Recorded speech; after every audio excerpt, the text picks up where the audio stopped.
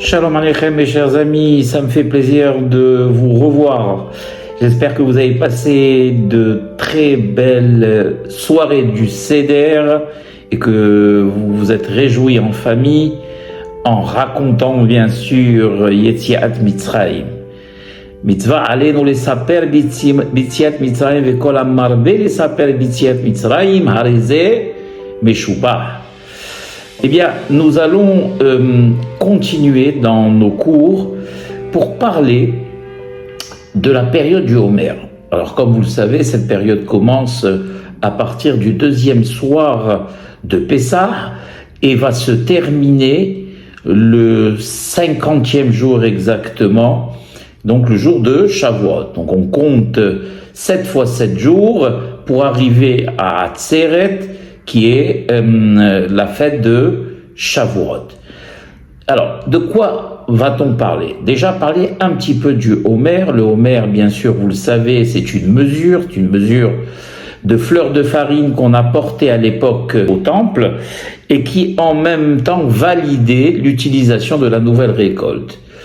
Ensuite, ces 49 jours sont les 49 jours qui vont nous séparer de la fête de Shavuot. Donc, pour marquer, si vous voulez, le lien qu'il y a entre Pessah et Shavuot, et que je vais résumer en un mot, Hakadosh Baruch Hu ne nous a fait sortir d'Égypte qu'à la condition de nous donner la Torah et faire de nous un peuple de la loi.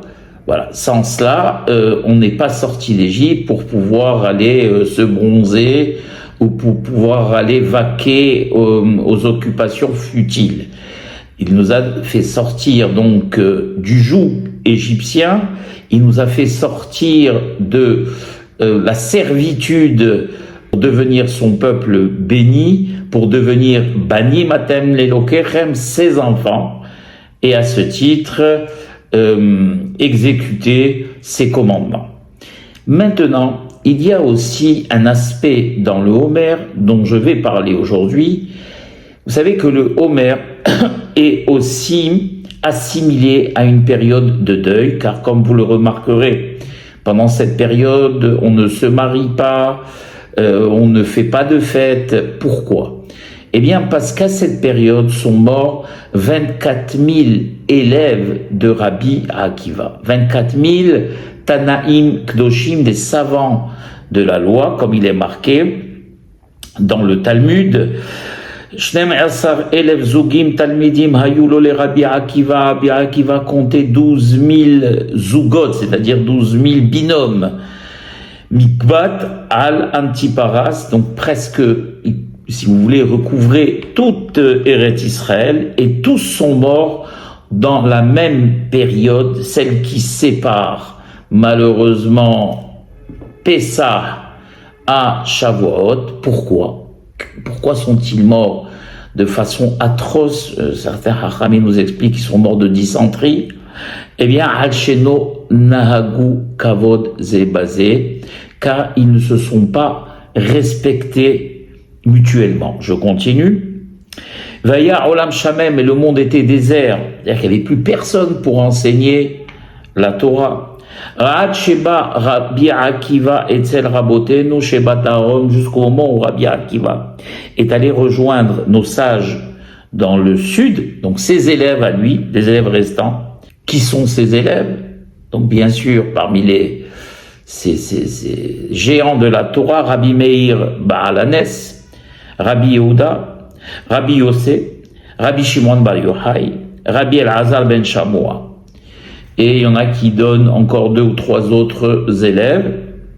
Vehem he'emidu Torah otasha, et c'est grâce à eux qu'on a toute la Torah chez Béalpé, que l'on connaît à l'heure actuelle. C'est-à-dire que sans ce noyau de Talmidim là, la Torah et la transmission auraient complètement disparu, et on imagine un petit peu la tragédie que cela aurait entraîné pour la suite du Ham Israël, pour la transmission de père en fils. On voit qu'Akadosh Baruch Hu, il va utiliser Midat Hadin dans toute la rigueur, sans aucune clémence, au risque même que toute la Torah disparaisse, Hazve Halila, tout simplement parce que ces élèves-là ne se sont pas comportés, on va dire, de façon courtoise, parce que pour des saints pareils, des géants pareils, je ne me permettrai pas de traduire de manière rigoureuse l'hébreu, car je vous le dis à chaque fois que j'arrive à cette époque de l'année et que j'ai à parler de cette tragédie, j'utilise vraiment des pincettes.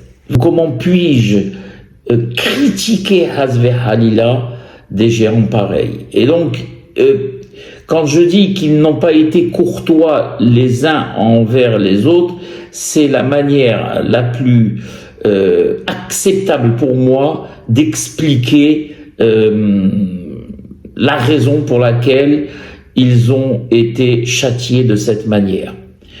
C'est la grande question d'ailleurs que tous les Hachamim se posent.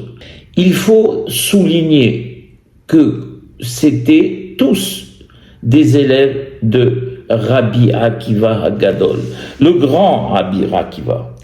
Et Rabbi Akiva n'avait de cesse de répéter, d'enseigner Ve'ahavta l'eracha kamocha, et tu aimeras ton prochain comme toi-même. Rabbi Akiva disait que c'était un fondement de la Torah. Haviv Adam Shenivra Betselem. Chéri, on doit chérir l'homme qui a été créé à l'image de Dieu. Donc, étant donné qu'il y a en chacun d'entre nous une étincelle divine, à ce titre, si nous respectons comme il se doit Hakadosh Baruch Hu, on doit respecter également sa création.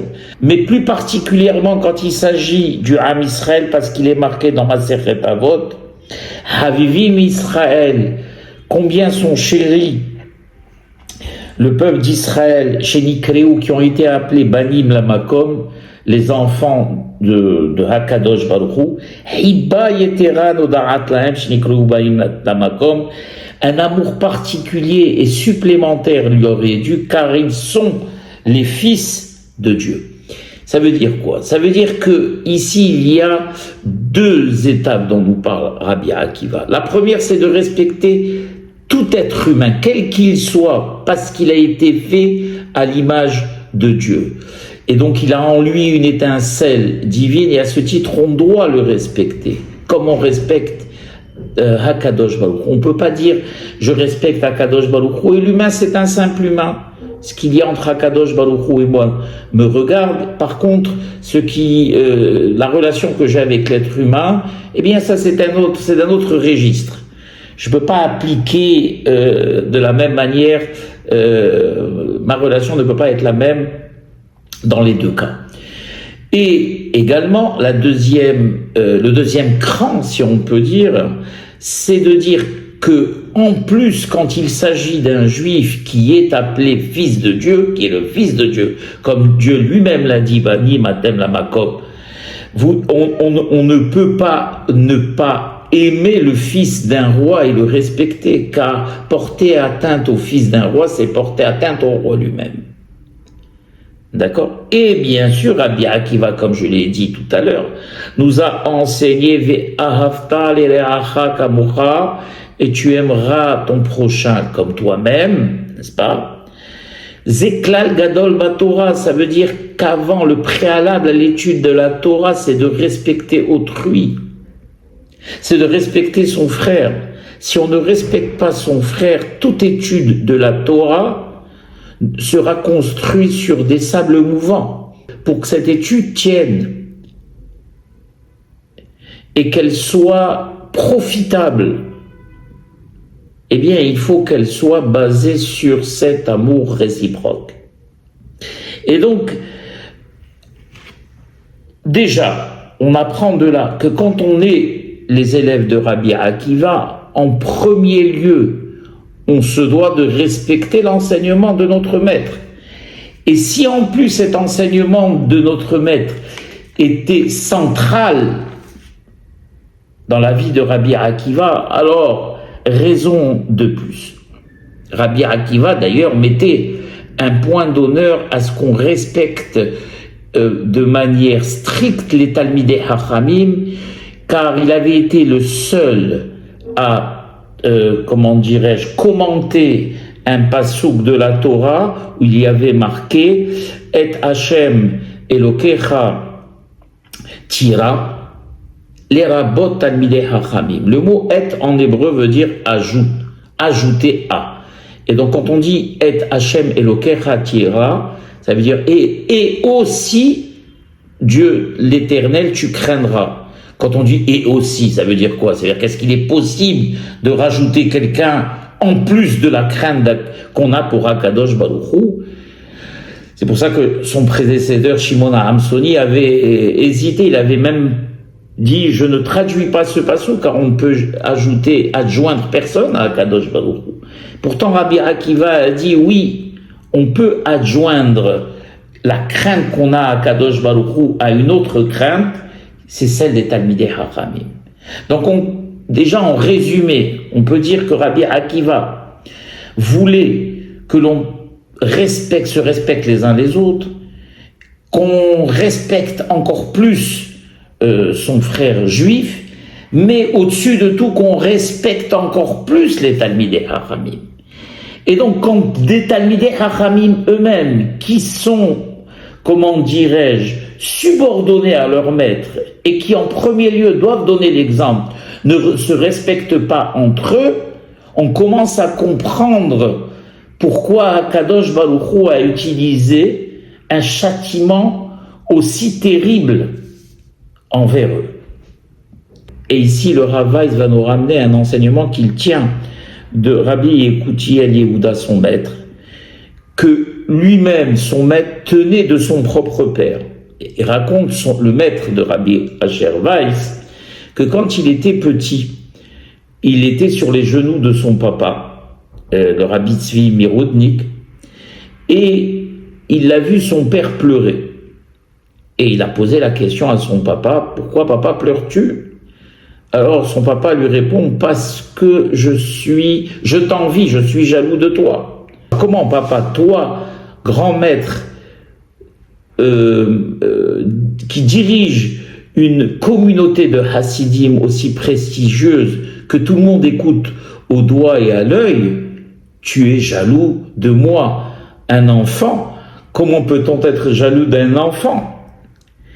Alors son père lui répond, oui, je suis jaloux de toi parce que tu n'as pas connu mon maître à moi, Rabbi Haïm Itzanz, un géant de la Torah, Rabbi Haïm Itzanz, un saint, vraiment un saint, qui est on va dire le fondateur de la dynastie de la Hassidut de Tzanz. Et le fils, qui était très piqué, très intelligent, qui écoute cet argument du père, lui dire cela. Alors le fils lui dit, mais au papa, au contraire, c'est moi qui devrais être jaloux de toi, qui a connu le Rav Tzanz et qui l'a servi, et non pas le contraire. Le père répond à l'étonnement de son fils et lui dit la chose suivante.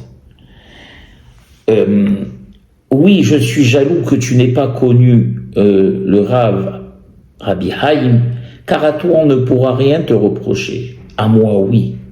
À moi qui l'ai servi et qui ai tout le temps été à côté de lui, s'il y avait un manquement dans ma conduite, alors ça aurait pu me coûter cher, car j'ai été l'élève de ce géant.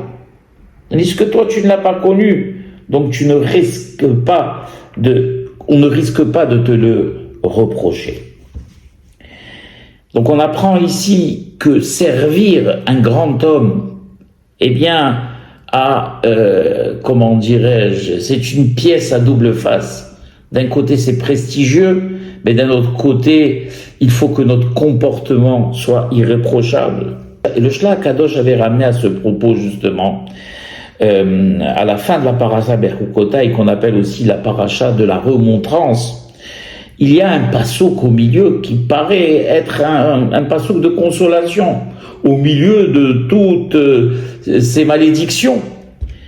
Il y a marqué Vezachat et Beliti Yaakov, Ve'afet Beliti Yitzhak, Ve'et Beliti Abraham Esco. Et Dieu dit, je me souviendrai donc de mon alliance avec Yaakov, avec Yitzhak et avec Abraham. Donc, que vient faire cette apparente consolation au milieu de toutes ces clalotes, donc de toutes ces malédictions? Eh bien, c'est ce qu'on a dit justement tout à l'heure. C'est-à-dire que il est vrai que c'est une consolation d'être les enfants d'Abraham, Yitzhak et Yaakov. Mais en même temps, c'est un joug, c'est une responsabilité très lourde à porter. Car à chaque fois qu'on faudra, qu'est-ce qu'on nous dira? Comment vous, enfants des patriarches, vous pouvez vous comporter de cette manière? Et donc le châtiment sera bien évidemment proportionnel, bien évidemment en conséquence à cela. Et on raconte dans Maseret Menachot qu'on a averti Rav Breda de la venue de Rabbi Ezra Barbéré des Rabbi Avtulas, qui est, on l'a présenté comme étant le 10e dans la génération de Rabbi Elazar ben Azaria, et Rabbi Elazar ben Azaria lui-même est le 10e de la génération à partir de Ezra à Sofer. Et il est à la porte. On lui a tous dit, Rabbi Breda, il est à la porte, il attend. Alors, Rabbi Breda leur dit, Maï Kuleha, et alors? Si c'est un fils de la Torah, alors c'est bien. Si c'est en même temps un fils de la Torah et qu'il a une ascendance aussi prestigieuse, alors c'est encore mieux. Mais si c'est seulement quelqu'un qui a une ascendance aussi prestigieuse et qui n'a pas de Torah, alors le feu le consumera. Ça veut dire que l'ascendance et être descendant d'ancêtres aussi prestigieux que Rabbi Elazar ben Azaria et que Ezra HaSofer est extraordinaire, bien évidemment. Mais toute cette ascendance et tout ce prestige ne sert à rien si on n'est pas Ben Torah. Pourquoi? Eh bien, tout simplement parce que si on n'est pas Ben Torah, comme l'a dit Rav Breda, la punition sera terrible, car on lui dira, comment toi, fils descendant de Rabbi Elazar ben Azaria et descendant de Ezra Sofer, tu es un ignorant. Le feu te consumera. Et c'est pour cela, selon le Rav Weiss, que le traitement qui a été réservé aux élèves de Rabbi Akiva a été aussi terrible. On imagine bien évidemment qu'ils ne se sont pas invectivés, ça on le sait. On imagine bien que quand on parle de manque de respect, c'est pas par rapport à ce que l'on connaît, nous, dans la société actuelle. Nous, simples humains, quand on parle de manque de respect pour des saints pareils, pour des Tanaïm, Kedoshim, ça doit être quelque chose de dague, de très, très imperceptible. Kehota Sehara. Mais pour les élèves de Rabbi Akiva, c'était considéré comme une montagne. Et pour cela, Kadosh Baruch Hu a utilisé un châtiment avec une extrême rigueur. Eh bien, mes chers amis, cela, à notre niveau, à nous aussi, doit nous servir de leçon.